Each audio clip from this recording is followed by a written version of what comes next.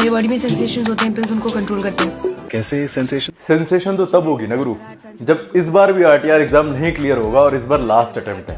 तो पढ़ लो, बता रहा हूँ, पढ़ लो। So we are going to discuss about RVSM. Okay, so RVSM क्या है यार? आरवीएसएम इसको समझेंगे, पहले एक बार सीवीएसएम समझ लेते हैं ना।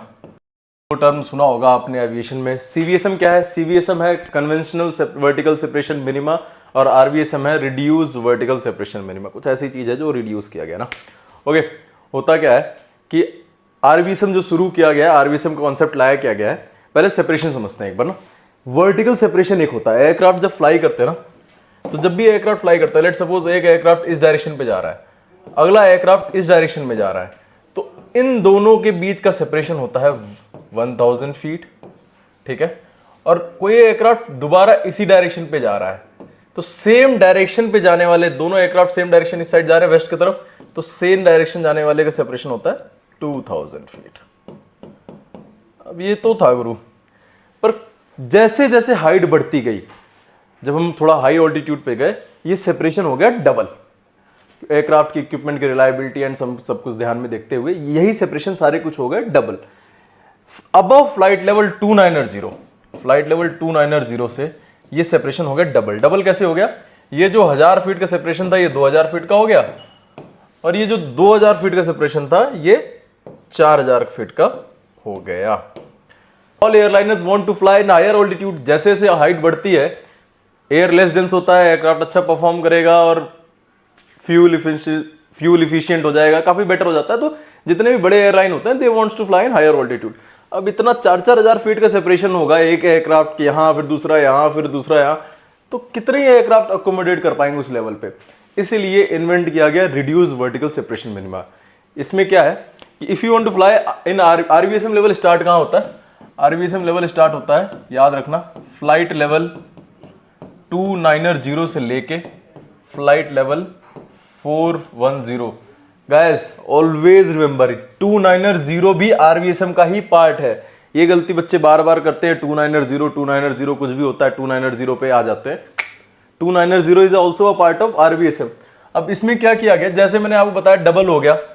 अब जैसे जैसे हाई ऑल्टीट्यूड हुआ ये सेपरेशन डबल हो गया, तो एयरक्राफ्ट जितने भी हैं बड़े बड़े वो एयरलाइनर जो हाई ऑल्टीट्यूड फ्लाई करते हैं, तो वो कह नहीं भाई ऐसे नहीं चलेगा, वापस वही करो, 1000 फीट और 2000 फीट करो।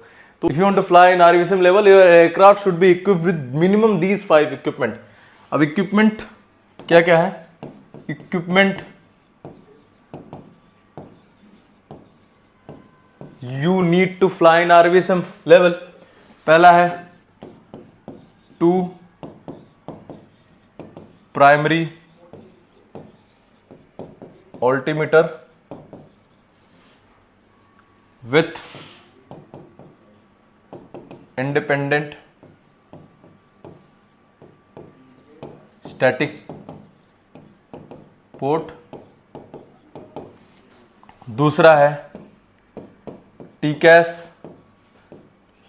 Level 2 version 7.0। तीसरा है ऑल्टीट्यूड अलर्टिंग सिस्टम। चौथा है auto pilot.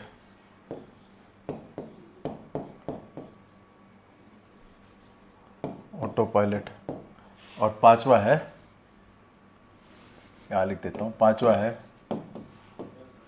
Mode C&S transponder.